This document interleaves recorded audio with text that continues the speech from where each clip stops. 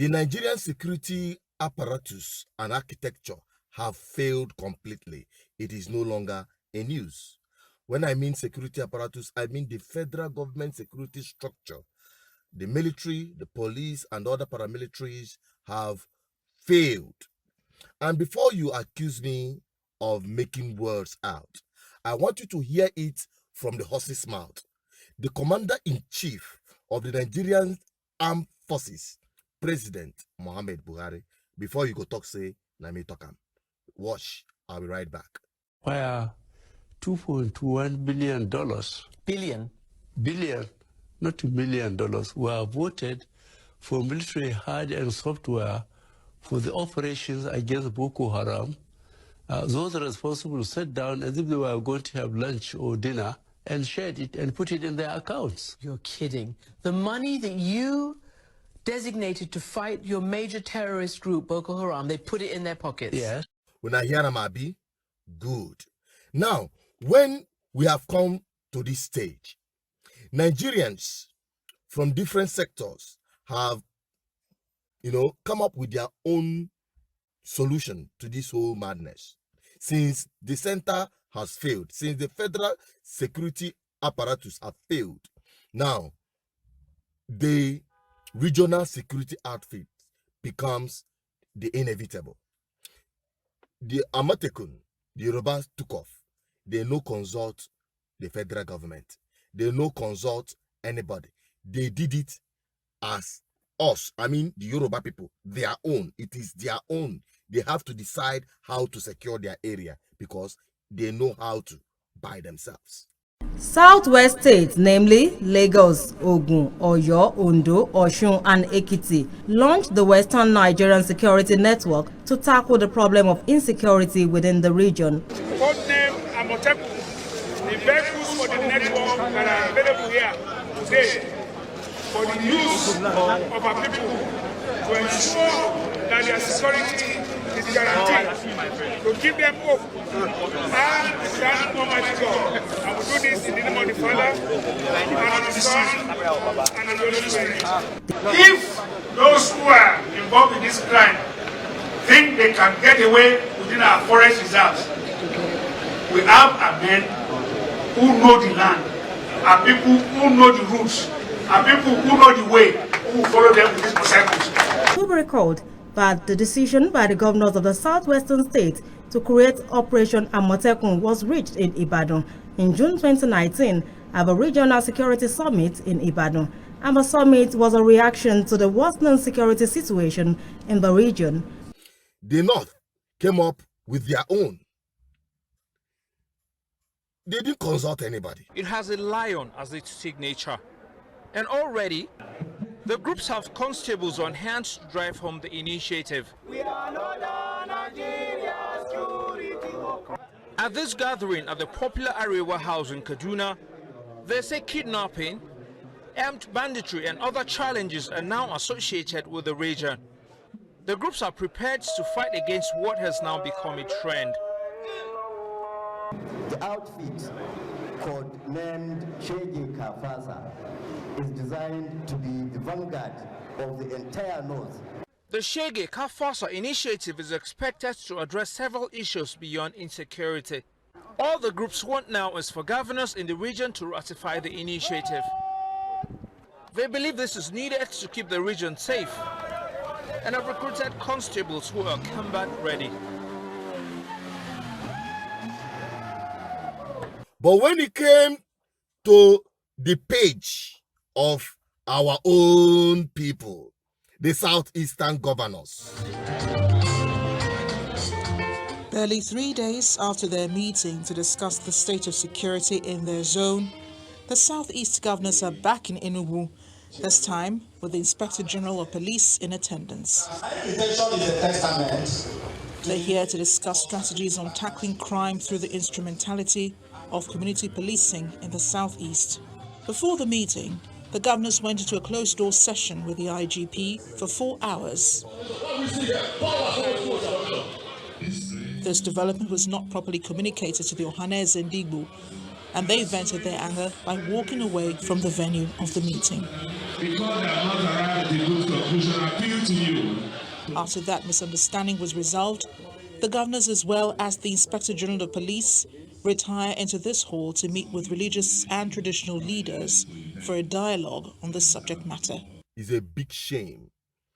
What we witnessed last week in the name of security meeting by the 5 Eastern governors is a big, big shame.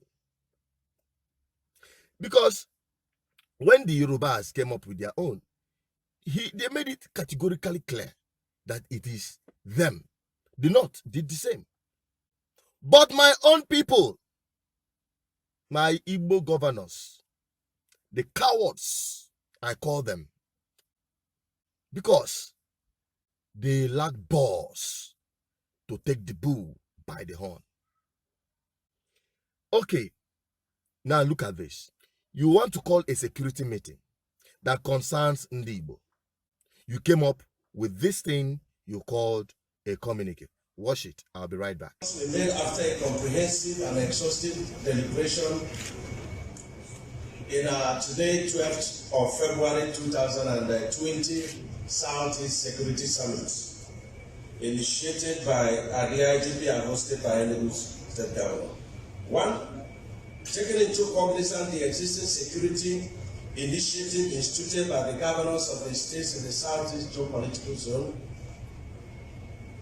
at the various local levels such as the vigilante groups, the neighborhood watch, forest guards, farmers headers committees, the homeland gatekeepers, etc., which are in conformity with the community policing strategy. The state governors have accepted and adopted community policing as an effective tool in bringing policing to the grassroots. 2. Community policing committees made up of traditional rulers, community leaders, town union leaders, religious leaders, etc. within the locality will be charged with the responsibility of selecting and recruiting community policing officers that will work within the communities. The governors of states within the geopolitical zone to reinforce and provide improved capacity for the police and other security agencies in their respective states in support of the community policing program. Each state within the Southeast geopolitical zone to individually and periodically undertake operations against crimes and criminality in synergy with the police and other security agencies. 5. The states to individually develop modalities for sharing intelligence with other states in the zone on the movement and activities of criminals within the zone. 6. Each state within the zone to increase its investment in social intervention programs aimed at providing legitimate and alternative means of livelihood for our teeming youths.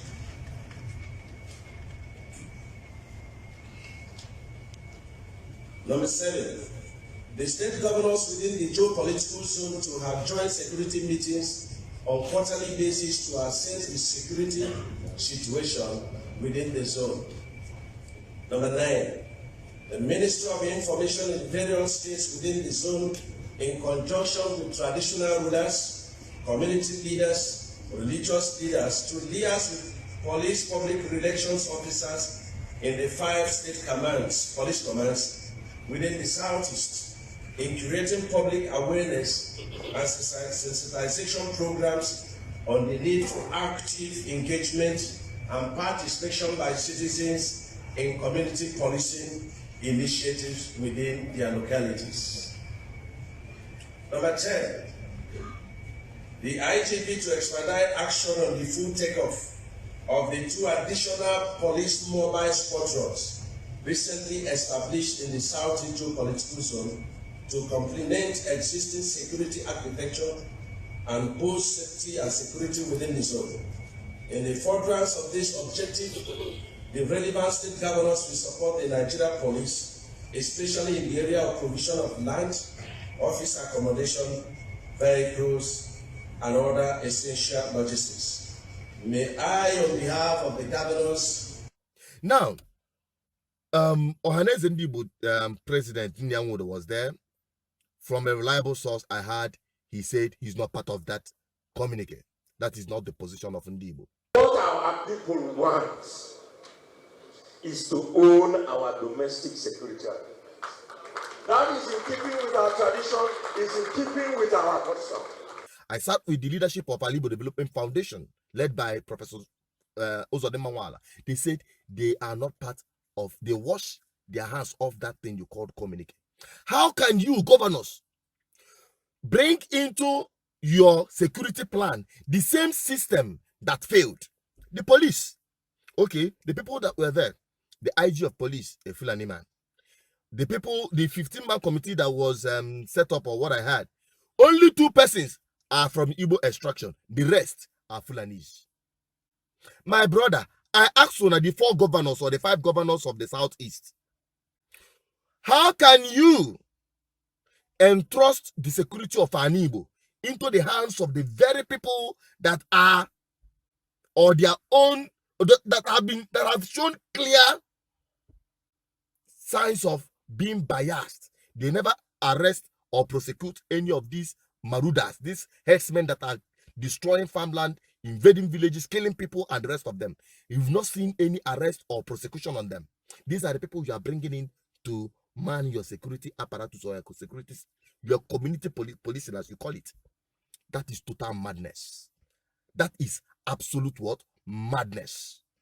And that is why I want to remind you very quickly, those of you that have been doing I don't care attitude when it comes to the issue of governorship or political participation. You see, if you keep quiet, if you just fold your arms and think that everything will be all right, living your lives in the hands of these opportunists in government, you are finished. Our people are so gullible. Their attitude to politics and governance is I would say the height of I don't care attitude. They don't care. But this time is going to change, because we are going to change the political structure in Igbo land.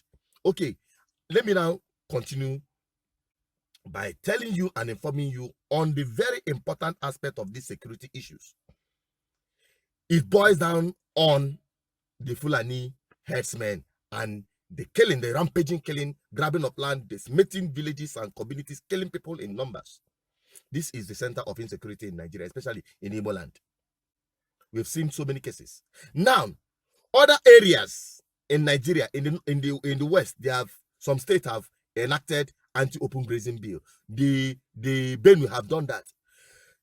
Igbo Development Foundation sent drafted bill of anti-open grazing bill to all these governors.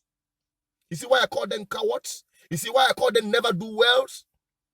They have sent the anti-open grazing bill to all of you to pass it even as an executive order.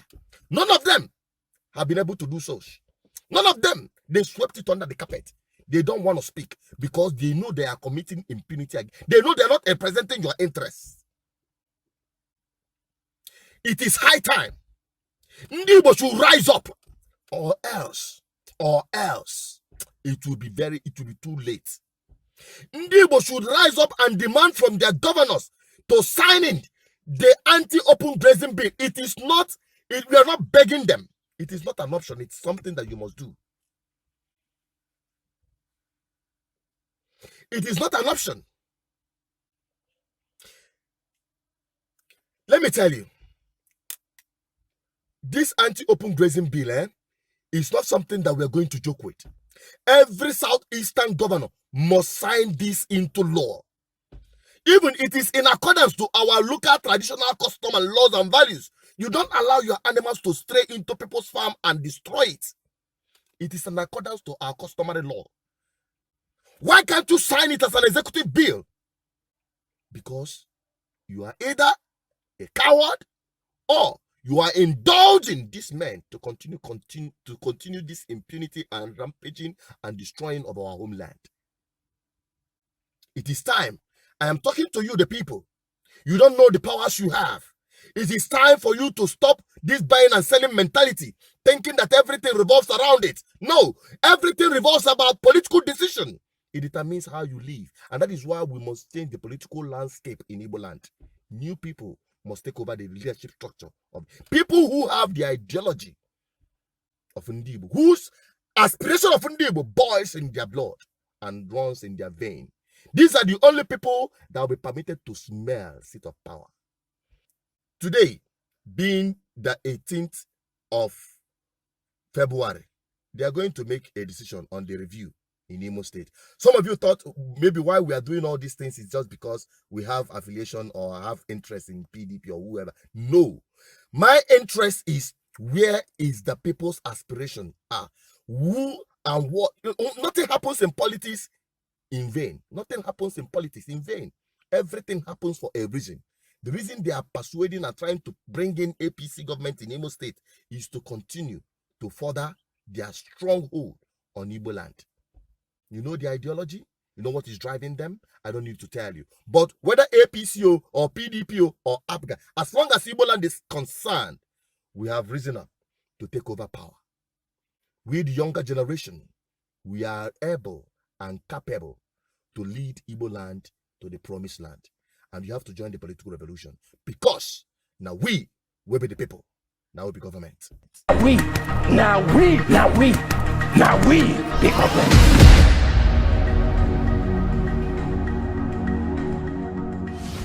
That is why I'm wrapping it up. Keep watching, keep listening, keep sharing this video until every one of us from Igbo land sees it and gets better sense. Because here, we see it, we say it. We are not here to mince words. We are not here to be politically correct. We are here to empower you with information. So that's why you have to be part of this community. Keep subscribing. If you have not subscribed, subscribe. If you have not downloaded our app, go to apps Play Store, download it, BVIChannel1.com. That is what you have every information at the tips of your finger. You can visit our website, www.BVIChannel1.com, to get all the information, news update that is unbiased. Thank you for watching. Don't forget, keep subscribing, like our page on Facebook, and stay connected to the voice of the people, because me, one.